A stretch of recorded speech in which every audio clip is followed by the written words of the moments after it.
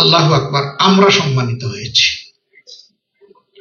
আল্লাহর হাবিব মুহাম্মদ রাসূলুল্লাহ সাল্লাল্লাহু আলাইহি সাল্লাম আঙ্গুলের সাথে আঙ্গুল চেপে যেটা বলেছিলেন, এইটাই আমাদের আবেগ, যে জান্নাতে আমি আর আমার এতিমরা এইরকম। আল্লাহু আকবার। তিনি বলেছিলেন আমিও এতিম। তিনি তো এতিম হয়ে দুনিয়ায় আসলেন, জন্মের আগেই তো পিতা চলে গেলেন।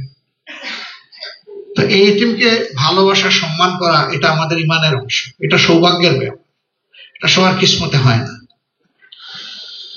আপনারা যারা আপনাদের সন্তান তুল্য এতিমদেরকে এখানে নিয়ে এসেছেন, আমি মহান আল্লাহর শুকরিয়া আদায় করার পাশাপাশি আপনাদের প্রতি গভীর কৃতজ্ঞতা আদায় করছি। আমরা গিয়ে গিয়ে আপনাদের মাদ্রাসাগুলোতে ঘুরে ঘুরে যদি তাদের একটু মাথায় চুমু দিতে পারতাম, বড় ভালো লাগতো। সেটা সহজ করে দিয়েছেন আপনারা এখানে আসার মাধ্যমে। এর বিনিময়ে আপনাদেরকে এবং এই আইতাম বন্ধুদেরকে আল্লাহ তাআলা দুনিয়া এবং আখিরাত দুই জায়গায় ইজ্জত বাড়িয়ে দেন। আল্লাহ তাআলা আমাদের জমিনের উপরে রহমত নাজিল করুন, বাংলাদেশের উপরে শান্তির ফয়সালা দান করুন। দিন কায়েমের জন্য আমাদেরকে একদম কলবের সাথে কলব মিলিয়ে উখওয়াত, উলফত এবং মহব্বত আল্লাহ তাআলা আমাদের মধ্যে বেশি বেশি করে দান করুন। হিংসার শেষ চিহ্ন আল্লাহ তাআলা আমাদের মধ্য থেকে খতম করে দিন।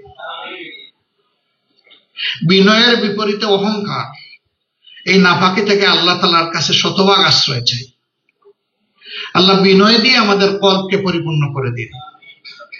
সাংবাদিক বন্ধুরা যারা এসেছেন আমাদের প্রেস কভার করার জন্য, আল্লাহর দরবারে দোয়া করি সত্যকে ধারণ করার জন্য আপনাদের অন্তরকে আল্লাহ তাআলা খুলে দিন।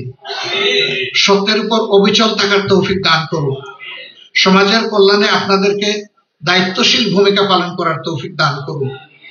কালোকে কালো বলে ধরিয়ে দিয়ে তাকে সংশোধনের জন্য আপনারা যাতে দায়িত্ব পালন করতে পারেন, সেই শক্তি আল্লাহ আপনাদেরকে দান করুন।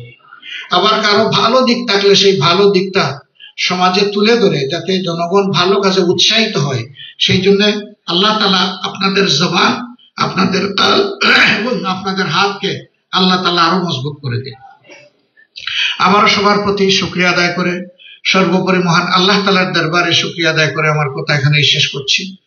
আল্লাহ হাফিজ। আসসালামু আলাইকুম।